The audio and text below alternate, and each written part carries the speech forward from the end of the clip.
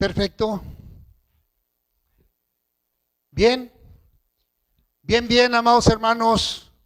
Bienvenidos sean todos ustedes a esta transmisión, a esta lección de hoy, miércoles 20 de noviembre, que el Señor nos ha traído para que sigamos creciendo y desarrollándonos en el camino que Él nos ha marcado. Así que, amados hermanos, bienvenidos sean todos ustedes esta tarde-noche, momento en que ya pues estamos listos, ya cantamos, ya oramos, ya hicimos tantas cosas aquí desde las 6 de la tarde que llegamos, y gracias a Dios por su gran misericordia que Él ha tenido para con todos nosotros. Tenemos un día muy fresco.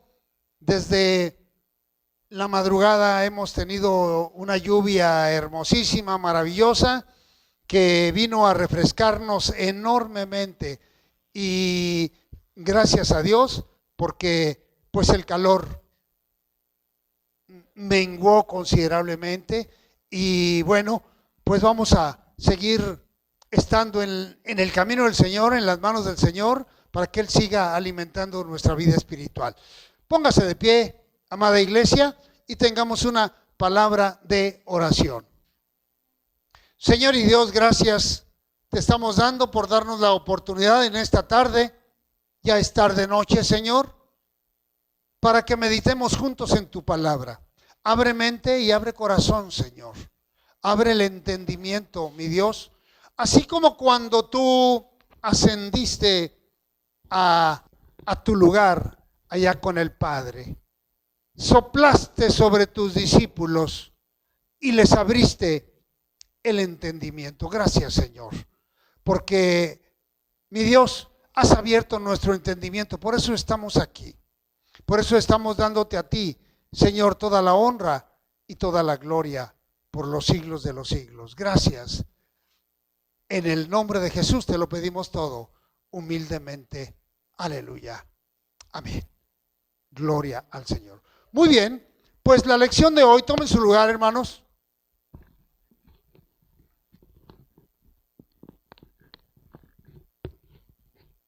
Nuestra lección del día de hoy, para los que tienen expositor, es la lección número 7, y estamos viendo los retos que está enfrentando la iglesia en forma general. Pero el día de hoy tenemos una muy importante también subtema, que es la iglesia y el reto de una sociedad incrédula. Una sociedad que no cree. El miércoles pasado hablamos de una sociedad, ¿se acuerdan? Rebelde. Y miércoles a miércoles venimos con calificativos diferentes. Rebelde miércoles pasado, hoy incrédula. Ese es el calificativo y es la calificación que lamentablemente la sociedad del día de hoy tiene. No puede tener otro calificativo con tanta incredulidad, con tanta rebeldía, con tanta maldad que existe. Y sobre todo, con tan poca necesidad de estar en la presencia del Señor, con tan poca necesidad de congregarse, con tan poca necesidad de buscar al Señor, de alimentarse, de escuchar su palabra. Mire, yo recuerdo y medito en lo que dice la Escritura: mirad hacia las sendas antiguas, que son mejores, que fueron mejores. Y recuerdo cuando todavía estábamos en la iglesia Getsemaní, que teníamos una misión allá en Las Puentes, rumbo a, pasando Tihuatlán, se llama una comunidad Las Puentes, allá hicimos templo, allá se construyó templo, allá íbamos después del culto aquí en Poza Rica, después de la escuela dominical en la mañana, en la tarde, mi esposa y yo nos íbamos a predicar allá a esa misión, Las Lomas. Y estaba recordando qué anhelo de la gente de estar en la presencia del Señor. Era un templo un poquito más grandecito que este, y a las 7 de la noche que llegábamos mi esposa y yo, ya el templo estaba lleno. Lloviera, tronara o relampagueara, el templo estaba lleno. Y la gente iba de sus chocitas que tenían ahí, y no crea que estaban a la vuelta de la esquina, no. Estaban a 2, 3 kilómetros o 5 kilómetros. Y llegaban a pie, descalza, las gentes, todas llenas de lodo hasta las rodillas, con sus lámparas, porque venían por las milpas cortando terreno, que solamente que ellas o ellos sabían por dónde caminar. Pero lloviera, hiciera frío, lo que sea, ahí estaba la gente. Entonces nos damos cuenta que cuánta razón tiene la Biblia al decir que las sendas antiguas son menores y las más atrasadas mucho mejor. Estamos hablando de hace más de 20 años, con la primera iglesia que fundamos, Getsemaní, aquí en la colonia Flores Magón, en la calle de la Mina, efectivamente, ¿sí? Entonces, y ahí tuvimos esa misión y tuvimos otra misión en la Loma. Pasando Tihuatlán, rumbo a Tuxpan, una desviación hacia Socotla, bajaba y ahí tuvimos otra misión. Entonces nos damos cuenta que lamentablemente la sociedad que tenemos el día de hoy se ha incredulizado y se ha rebelado también hacia las cosas del Señor. Por eso esta lección nos lleva a que busquemos 3 objetivos. Primero, comprender la complejidad del mundo actual que nos tocó vivir a usted y a mí, que demanda más capacidad y diligencia de la iglesia. Fíjese bien, hermano, que está demandando más capacidad y diligencia de la iglesia. Esa demanda es para nosotros como iglesia. Fíjese, esta lección, yo creo que nuestros hermanos que ya estaban en aquel tiempo, están viendo o los hermanos que tienen expositor, están viendo arriba anotadas unas fechas. 2004 y 2018. Pero hablamos del 2004 hace 20 años. Y miren las demandas que ya se escribían en los libros de enseñanza. ¿Qué será después de 20 años, hermanos? ¿Qué será el día de hoy? Mucho más. Es una demanda tan intensa que el Señor hace a través de su palabra a la iglesia, que requiere más capacidad, que requiere más conocimiento, más entrega, más consagración y más disposición para seguir predicando el evangelio. Y mire, no es coincidencia cómo llevamos la línea de la escuela dominical. Es la misma tendencia a intensificar la evangelización. Y a través de los miércoles vamos en la misma línea, hermanos. Las dos líneas convergen en lo mismo. Intensificar la enseñanza, la evangelización, y demanda más capacidad, diligencia diligentemente de la iglesia.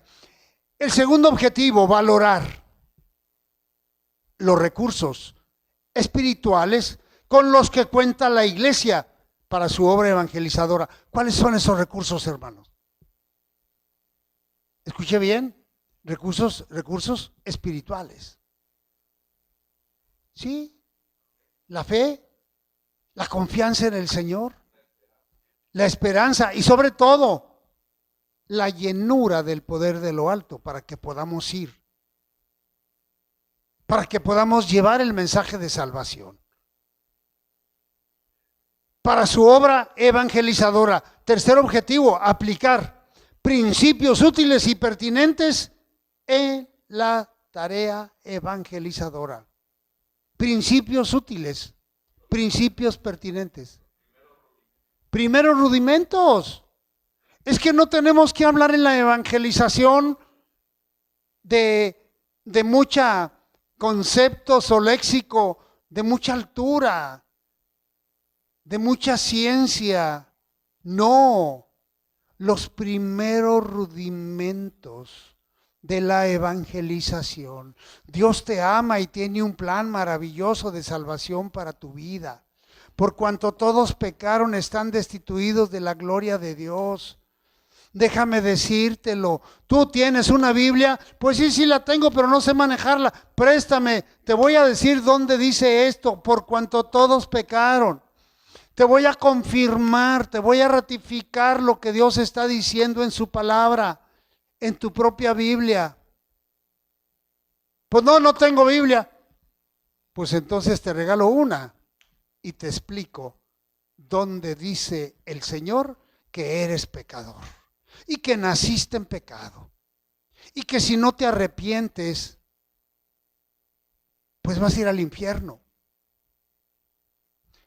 Entonces, tenemos que aplicar todos los principios básicos en esta tarea evangelizadora.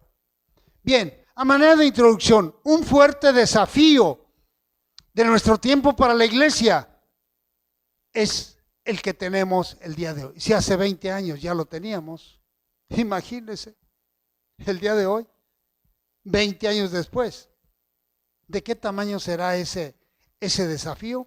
¿Y de qué tamaño debe ser esa intensidad y ese poder y esa decisión y esa entrega para poder seguir evangelizando? Sin embargo, los recursos divinos con que cuenta la iglesia son abundantes.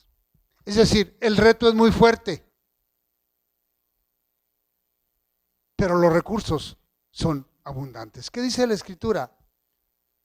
Donde abunda el pecado, ¿qué cosa, hermanos? Sobreabunda la gracia. Y si el reto es muy fuerte, los recursos divinos están sobreabundando también. El asunto es activarlos. El asunto es ponerlos por obra. Que no estén guardaditos ahí. Como quien tiene una Biblia nuevecita. Mire, pastor, le voy a enseñar mi Biblia nuevecita. Mire qué bonita está luciendo aquí en mi juguetero, aquí en mi librero. Mire qué bonita se ve. Pero es que la Biblia no es figura decorativa.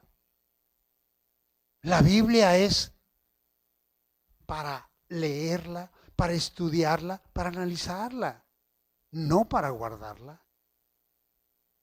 Entonces, el reto es enorme, amados hermanos, y lamentablemente, en muchos casos, la disposición es muy pobre y es muy poca. Recuerde,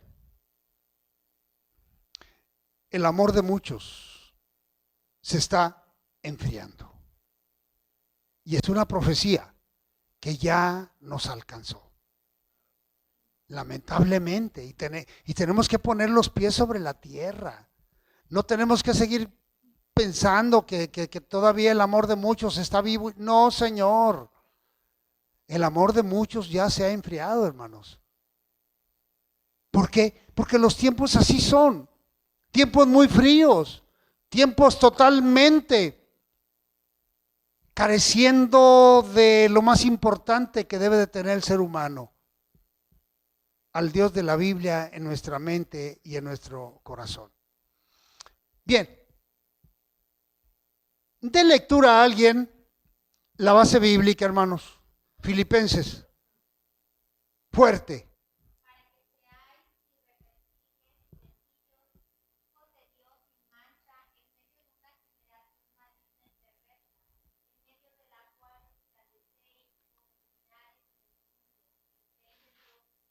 Amén.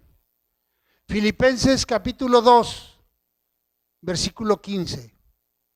Nos dice y el Señor le demanda a la iglesia en Filipos,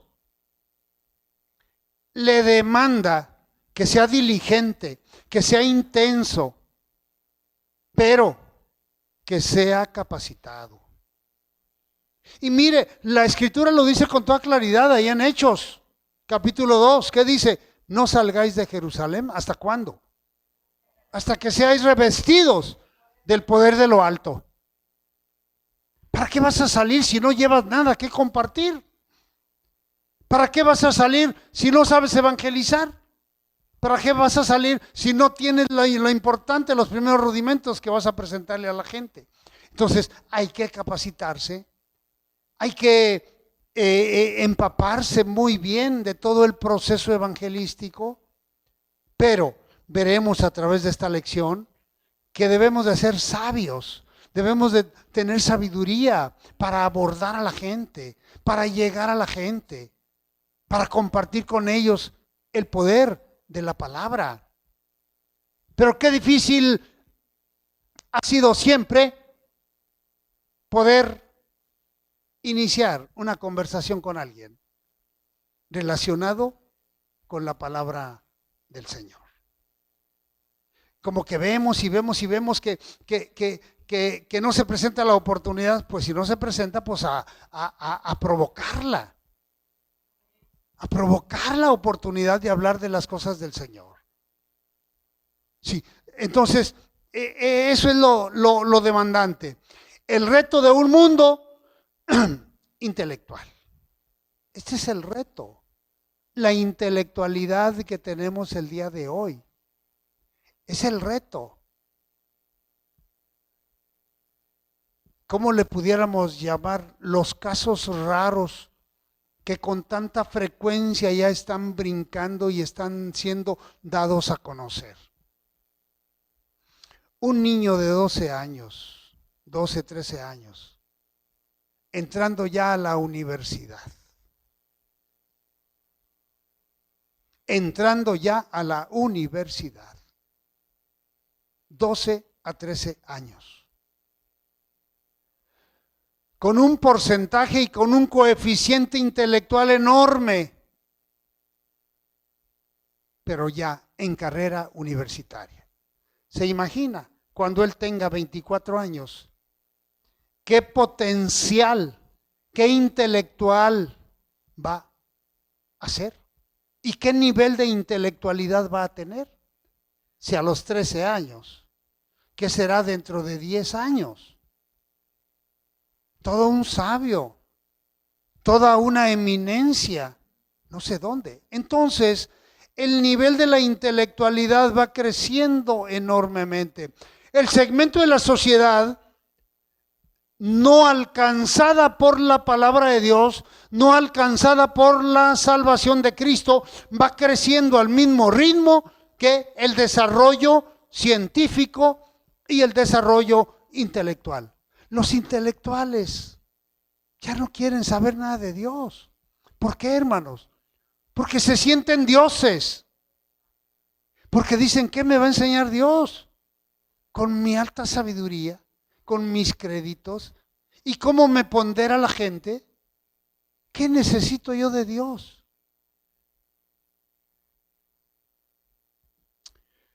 Pero fíjese que en una ocasión una mujer millonaria que no quería nada con Dios, que en alguna ocasión se le presenta el mensaje de salvación, y dijo, yo con mis millones no tengo necesidad de nada. Pero craso error al decir eso. No pasó mucho tiempo en que cayó gravemente enferma, con una enfermedad que no le pudieron detectar el tipo de enfermedad. Y tuvo que ser internada en un hospital. ¿Pero qué cree? No había fecha para cuándo iba a salir, porque la enfermedad no era detectable y ella no se podía mover. Entonces, con tantos millones y teniendo una cama de hospital, con tantos carros en su casa y andando en una silla de ruedas, con 3 albercas en su residencia y tener que bañada en la cama.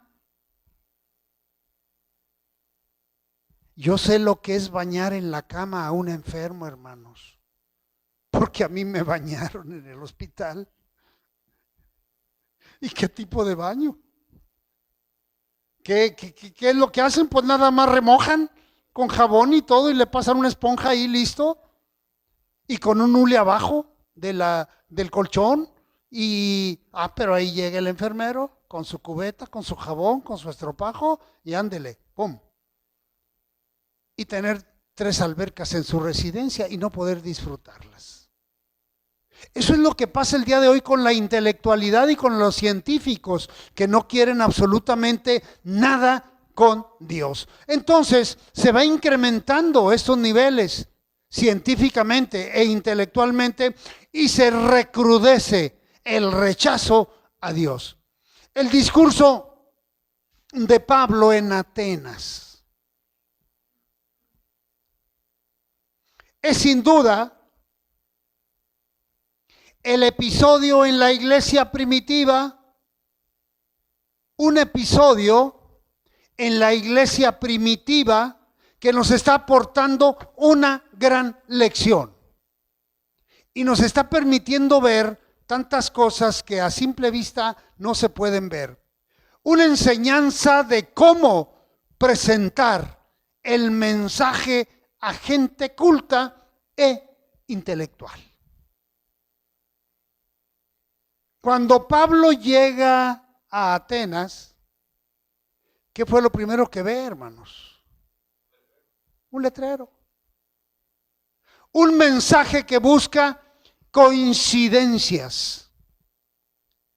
Entra Pablo y ve esa inscripción: al Dios no conocido. Pablo busca coincidencias, conciliando entre la cultura helénica. ¿Cuál es la cultura helénica? La griega, efectivamente, y el evangelio.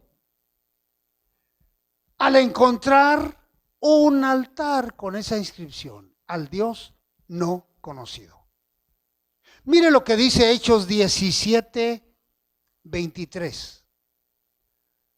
Porque pasando y mirando vuestros santuarios, hallé también, esto lo dice Pablo, hallé también un altar en el cual estaba esta inscripción: al Dios no conocido, al que vosotros adoráis. Pues sin conocerle, es a quien yo os anuncio. Es decir, hey, griegos, hey, helénicos, al Dios no conocido que ustedes adoran, es al que yo predico, es al que yo adoro, es al que yo anuncio. Fíjese, dése cuenta las coincidencias y la forma de entrar a predicar en Atenas. ¿Cómo abre la puerta para predicar? Mire, tenemos otro caso.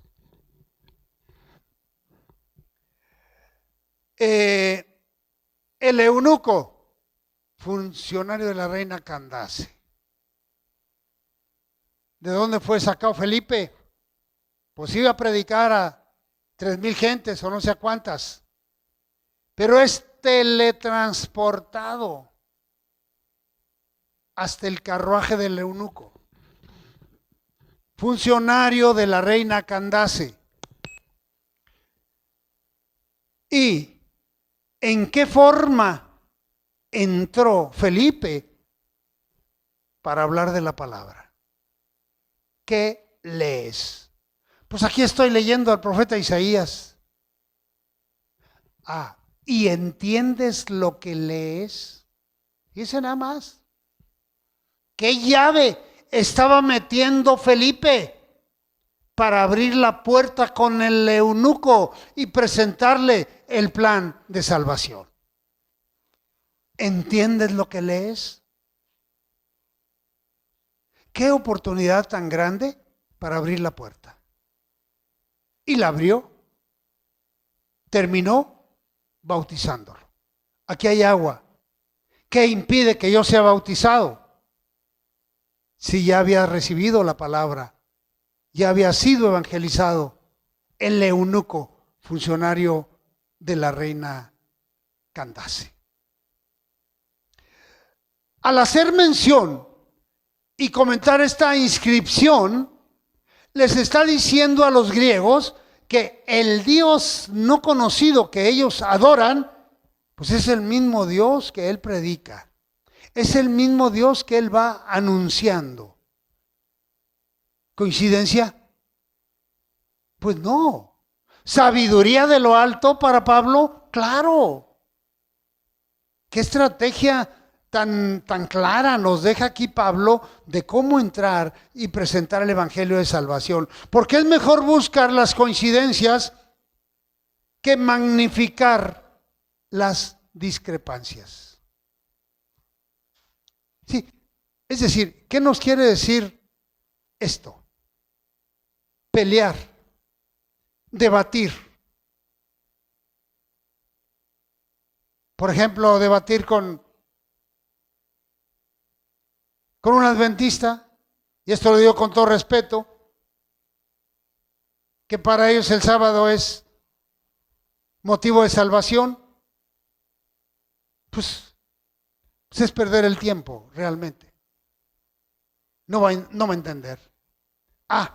Pero ya hay sendos testimonios de 2, 3 adventistas que se retiraron, porque llegaron a la conclusión. Porque entendieron, porque escudriñaron, porque no se dejaron secuestrar su mente. Momento, Dios los despertó. Un mensaje inclusivo. También aquí lo tenemos. Mire, vea Hechos 17, 27. Para que busquen a Dios, si en alguna manera, palpando, puedan hallarle, aunque ciertamente no está lejos de cada uno de nosotros. ¿Qué está haciendo aquí Pablo? Está manifestando una actitud incluyente. No está lejos de nosotros. Está con nosotros. Está en nosotros. Así que tanto ustedes como griegos, como nosotros como cristianos, está cerca de nosotros. Y está cerca de los adoradores de la muerte. Está cerca de los arónicos. Está cerca de los que todavía siguen pensando que Nazón es inocente. Está cerca de los que Abraham, el administrador del rancho de California, que también es un violador y ya fue sentenciado, está cerca de ellos.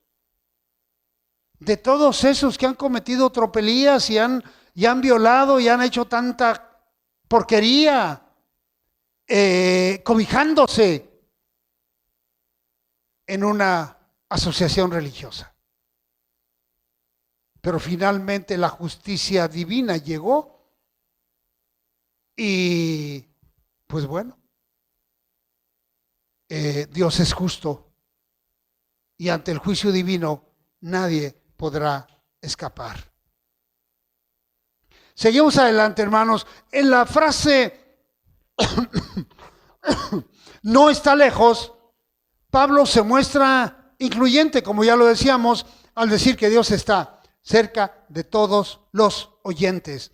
Al decir nosotros, se está refiriendo que Dios está muy cerca de todos y cada uno de nosotros, pero sobre todo en este caso de los griegos y de los cristianos que estaban anunciando su palabra. Ahora podemos decir que Dios está muy cerca el día de hoy. Podemos decir que Dios está muy cerca de judíos, de gentiles y de la iglesia. 1 Corintios 10:32. Los únicos tres grupos que existen el día de hoy en todo el mundo son judíos, son gentiles y la iglesia. Está muy cerca de todos y está ofreciendo la oferta de la salvación. Pero la gente, ¿qué hace? Aplica su criterio propio y pues lo acepta o lo rechaza. Estamos viendo también aquí un mensaje adaptado a la cultura. Pero vamos a observar en Pablo, en su discurso, su vasta cultura general. Pablo estaba bien capacitado. Pablo estaba bien estudiado. ¿A los pies de quién? De Gamaliel. Un erudito, reconocido. Sí. Y mire, aquí el apóstol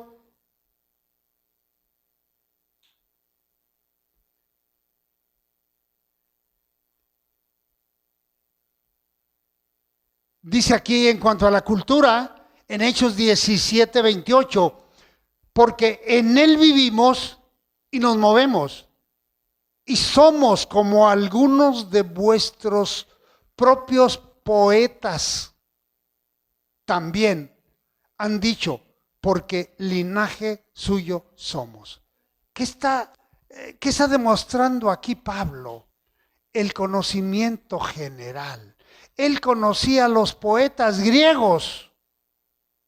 Por eso les está hablando con tanta seguridad y con tanto conocimiento. Aquí el apóstol cita un fragmento de la poesía griega, conocida por los oyentes en el Areópago. Mencionamos el Areópago hace unos miércoles, contextualizando y haciendo accesible el mensaje de salvación. ¿Qué capacidad tuvo Pablo para llegar a las gentes, mostrarles el evangelio sin herir ni lastimar sus creencias? Ahí tenemos que ser muy cautos, no agredir a nadie, no indignarnos tampoco por sus creencias, no, mejor ayudarles a que salgan de ahí, en la medida que nos permitan acercarnos a ellos y platicar con ellos y compartirles la palabra, sin obligar a nadie. Segundo punto, el reto de un mundo religioso. Primero vimos un mundo intelectual, un mundo científico creciendo, pero también nos enfrentamos a un mundo religioso. El hombre es por naturaleza religioso e intuye la existencia de un Dios real, la intuye, la siente y tiene necesidad de acercarse a Él. ¿Por qué? Por el vacío que tiene en su corazón. Un vacío, un hueco que del tamaño de Dios, que solamente Dios lo puede llenar, nadie más. Ni los viajes, ni la diversión, ni el alcohol, ni la drogadicción, ni la sexualidad. Nada puede llenar ese hueco que el ser humano tiene. Es Dios el único que puede llenarlo. Algunos han pensado que la búsqueda de Dios se hace por instinto. ¿Y qué craso error? Un error terrible. El chip ya lo puso Dios en el corazón del hombre y no es por instinto, es por necesidad. Una acción instintiva es un animal que la gente ha querido domesticar. Por ejemplo, un leopardo, que la gente ha querido domesticar y tenerlo de mascota. Sí hemos visto videos, hemos visto casos terribles, que sí que la gente se sienta con el leopardo y lo abraza y se le recarga y todo, y el leopardo tranquilo. ¿Pero qué cree? De repente, con la velocidad del rayo, las garras clavadas en la cara y los dientes en el rostro. ¿Por qué? El animal actúa por instinto, instinto salvaje.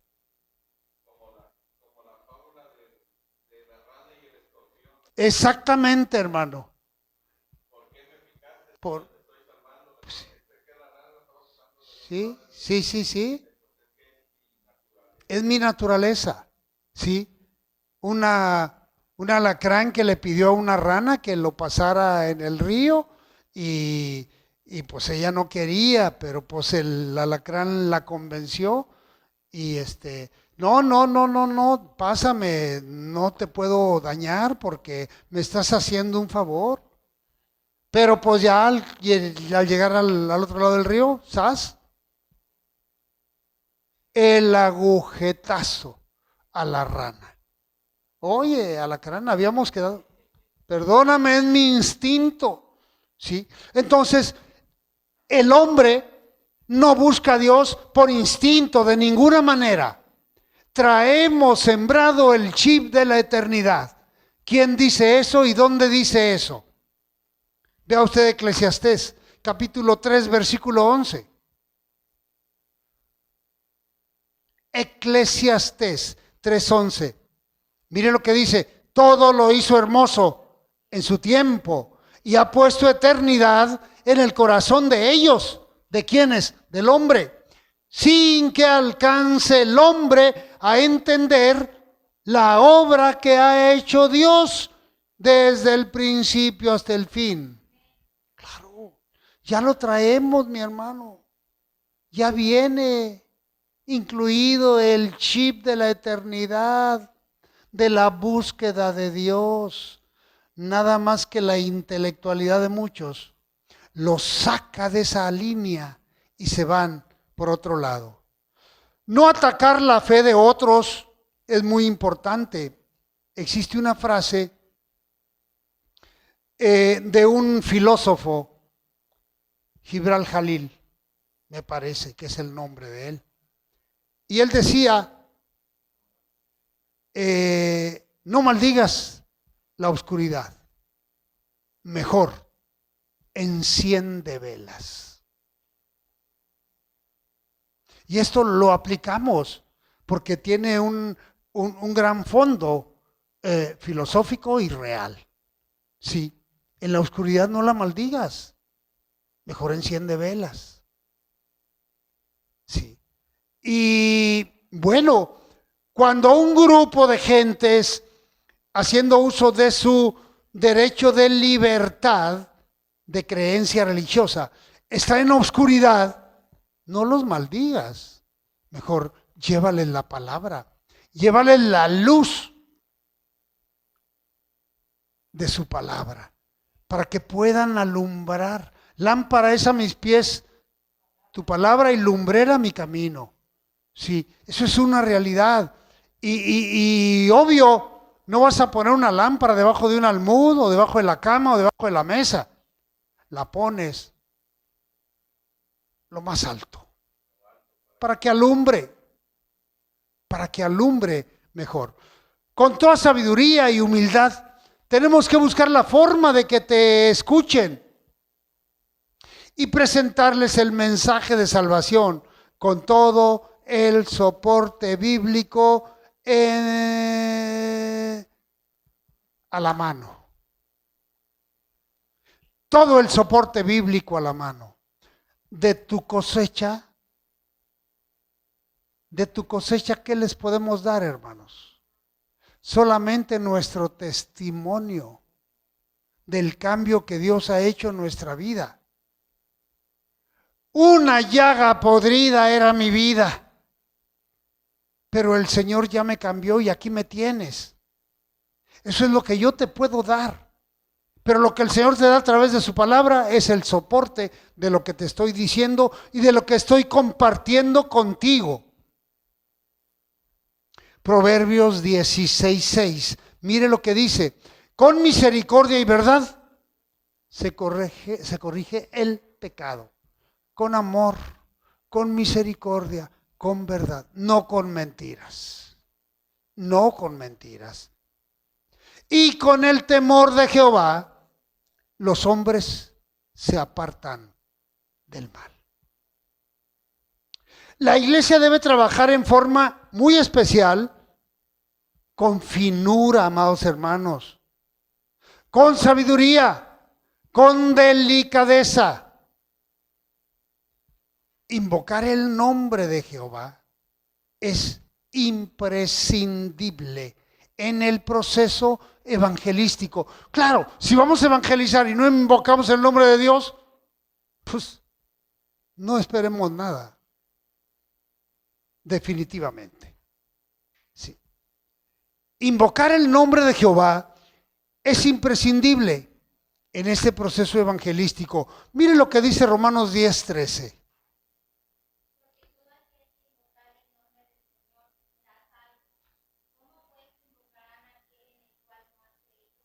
Amén. ¿Y cómo crecerán? Creerán en aquel en que no han oído. ¿Y cómo irán sin haber quien les predique? Esto es lo que nos dice Romanos 10:3, hermano. Porque todo aquel que invocar el nombre del Señor será salvo. ¡Qué maravilla! ¿Cómo pues invocarán aquel en el cual no han creído? ¿Y cómo creerán en aquel de quien no han oído? Si no les hemos predicado, ¿cómo lo van a invocar?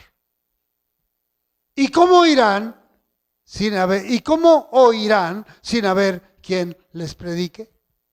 Sencillo, hermano. Sí. Entonces tenemos que llevar el mensaje de salvación. Pero tenemos un caso también muy sonado y muy conocido por nosotros, en que Dios no golpea a nadie, ni le pega a nadie para que crea en su palabra. Tenemos el caso de los filisteos. Allí en 1 Samuel capítulo 5, versículo 2, 3 y 4. Mire lo que dice. 1 Samuel capítulo 5, versículo 2. Y tomaron los filisteos el arca de Dios y la metieron en la casa de Dagón y la pusieron junto a Dagón. Y cuando al siguiente día los de Asdod se levantaron de mañana, he aquí Dagón postrado en tierra delante del arca de Jehová. Tomaron a Dagón y lo volvieron a su lugar. Y volviéndose a levantar de mañana, el siguiente día, he aquí que Dagón había caído nuevamente, postrado en la tierra delante del arca de Jehová. La cabeza de Dagón y las dos palmas de sus manos estaban cortadas sobre el umbral, habiéndole quedado a Dagón solamente el tronco. Mire lo que Dios hizo, el poder de Dios. Dioses con minúscula, dioses ajenos, cortados, tumbados y en posición de adoración ante el arca. lo que Dios hace, hermanos.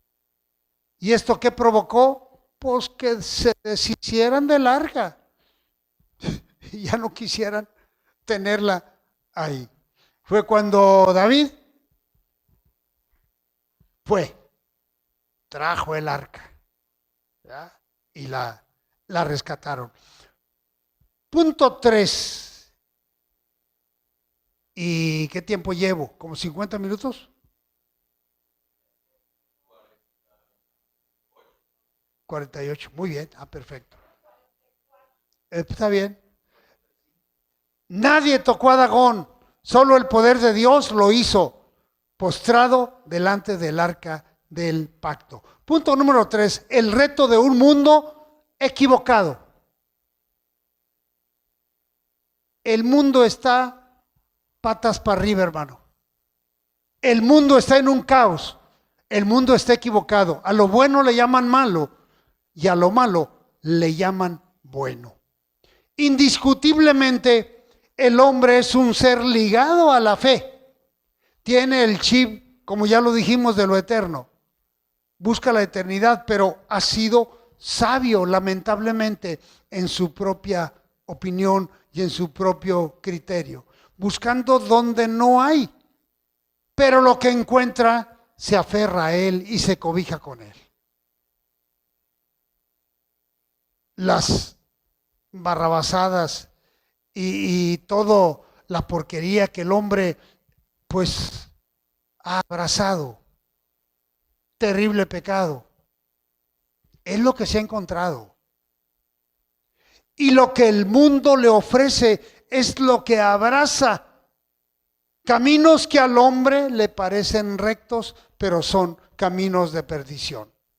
La fe es un don de Dios que nos otorga y nos corresponde hacerla crecer, alimentarla, y en la medida que alimentamos nuestra fe, nos llevará por caminos correctos. Mientras no conozcamos la palabra, no podemos ir por un camino y podamos decir que voy caminando con toda certidumbre. Correctos caminos verdaderos que nos lleven a morar en las moradas eternas que Cristo ha ido a reservar para nosotros. Solamente los redimidos ocuparemos esos lugares, hermanos. Bien, mire lo que dice Oseas 4:6. Mi pueblo fue destruido porque le faltó conocimiento. Por cuanto desechaste el conocimiento, yo te echaré delante del sacerdocio. Y ojo, y porque olvidaste la ley de tu Dios, también yo me olvidaré de tus hijos. ¿Cómo andan sufriendo las familias el día de hoy por los hijos? Perdidos en el alcohol, perdidos en la drogadicción,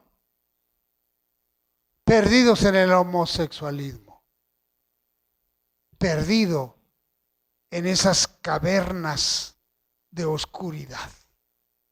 ¿Por qué? Aquí lo estamos viendo.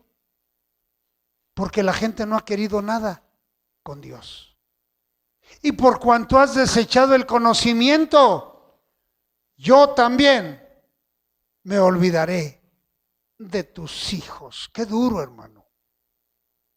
Qué dura palabra está diciendo aquí uno de los profetas menores, Oseas.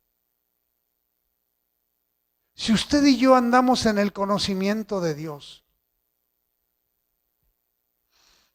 seguro que estamos orando por nuestros hijos. Seguro que no los hemos dejado al garete. Pero estamos cumpliendo con ese compromiso y ese privilegio de haber tenido hijos. Pero la gente que lo rechaza, cuidado, no quisiera estar en sus zapatos. De ninguna manera. Es prioritario conocer la verdad porque ella nos hará libres. Juan 8:32 en el Evangelio. Y conoceréis la verdad, y la verdad os hará libres. También Daniel nos habla de la importancia de conocer a Dios y de conocer sus caminos. Daniel 12:3. Mire lo que dice: los entendidos resplandecerán como el resplandor del firmamento, y los que enseñan la justicia a la multitud como las estrellas a perpetua eternidad. Los entendidos van a resplandecer. Los que conocemos al Señor seguimos resplandeciendo, seguimos reflejando la paz, la tranquilidad que Dios ha puesto en la vida de cada uno de nosotros. Para concluir, el Evangelio prevalecerá contra viento y marea y contra todo impedimento que se levante contra Dios y su plan de redención. Mateo 16:18 lo confirma. Y yo también te digo que tú eres Pedro, y sobre esta roca edificaré mi iglesia, y las puertas del Hades no prevalecerán contra ella.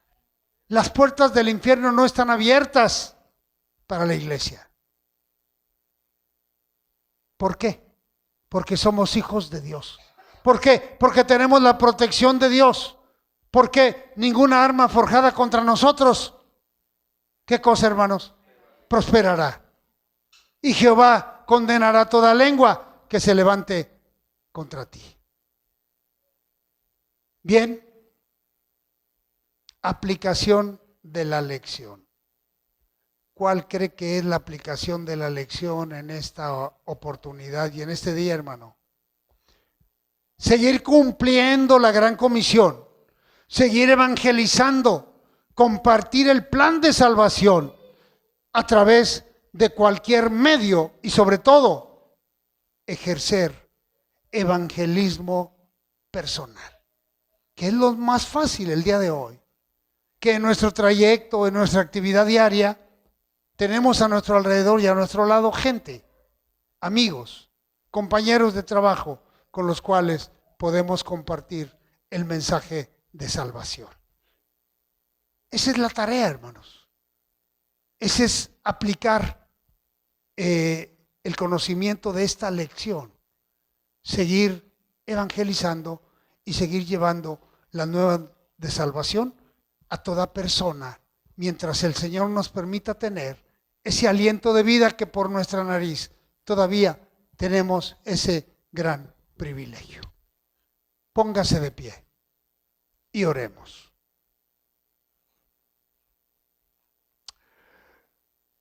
Señor y Dios, gracias. Estamos dándote esta noche porque tenemos muy claro el reto que como iglesia tenemos y el reto que como cristianos, hijos tuyos, también tenemos, Señor. Ayúdanos a seguir adelante. Llévanos de tu mano. Cuida y guarda nuestro entrar. Cuida y guarda nuestro salir, Señor. Y ayúdanos a seguir cumpliendo tu palabra, ese mandato, Señor, imperial que tú has tenido para con todos nosotros. Señor, muchas gracias. Danos paz, tranquilidad, pero danos sabiduría y entendimiento, Señor. Y permite que seamos cautos, pero con toda autoridad presentemos el plan de salvación, Señor. Y la gente siga conociendo que tú eres Dios y que tú estás todavía salvando almas para honra y para gloria de tu nombre. Gracias, oh Señor. Te lo pedimos en el nombre de Jesús. Y a ti alabaremos y glorificaremos siempre, Señor, desde ahora y para siempre, por los siglos de los siglos. Tú eres nuestro Dios. Aleluya. Amén. Gloria al Señor. Muy bien, vamos a concluir esta transmisión. Ha sido la clase, tome su lugar, hermano. Ha sido esta clase de los miércoles 20 de noviembre del año 2024. Y seguimos en la línea de los retos que la iglesia tiene a su alrededor como iglesia cristiana, como iglesia en las manos del Señor y con la dirección de nuestro Señor Jesucristo como cabeza de nuestra iglesia. Gracias a Dios por ello. La iglesia se encuentra en calle Naranjo, 511, esquina calle Roble de la colonia Chapultepec, en Poza Rica, Veracruz, México. Los pastores Heraclio Díaz y Marta Vince, les mandamos un muy fuerte abrazo, amados hermanos, y un caluroso saludo. Que Dios les bendiga. Estamos despedidos.